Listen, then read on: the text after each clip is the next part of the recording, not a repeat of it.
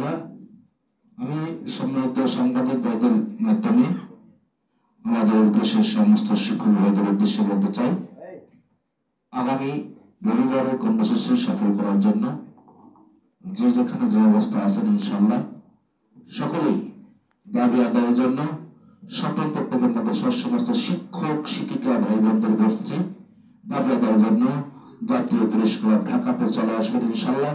সকলে ভর্তি আহ্বান রেখে আমি এখানে শেষ করেছি। আজকে এই সাংবাদিক সম্মেলনের সমাপনী বক্তব্য নিয়ে আসছেন আজকের সম্মানিত সভাপতি জনাব শামসুল আলম ভাই। আসসালামু আলাইকুম ওয়া রাহমাতুল্লাহি ওয়া বারাকাতুহু। আজকের এই বাংলাদেশ স্বতন্ত্র ইবতেদায়ী শিক্ষক ঐক্যজোট আন্দোলন বাস্তবায়ন কর্তৃক আজকের এই সংবাদ সম্মেলনে আপনারা আমাদের যে সংবাদ সম্মেলনের যে উদ্দেশ্য, আগামী দিনের যে আমাদের কর্মসূচি দেওয়া হয়েছে, এই কর্মসূচিকে সফল করবার জন্য প্রথমেই আমি অভিনন্দন জানাবো এবং সহযোগিতা চাইব যে ইলেকট্রনিক মিডিয়া ও প্রিন্ট মিডিয়া আপনারা অতীতের মধ্যে যেভাবে আমাদেরকে সহযোগিতা করেছেন, সামনেও আমাদের এই দাবিকে বাস্তবায়ন করার জন্য আপনারা সহযোগিতা করবেন।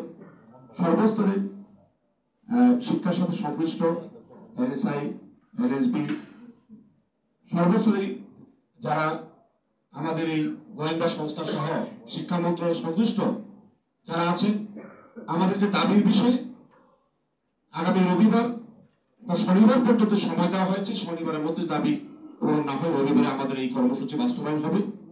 সেই লক্ষ্যে আমি বাংলাদেশের সকল শিক্ষক ভাই বোনদেরকে আহ্বান জানাবো, আপনারা আগামী দিনে কর্মসূচি সফল করবেন এবং আগামী এই কর্মসূচির মাধ্যমে আমরা দাবি আদায় নিয়ে বাড়ি যাব।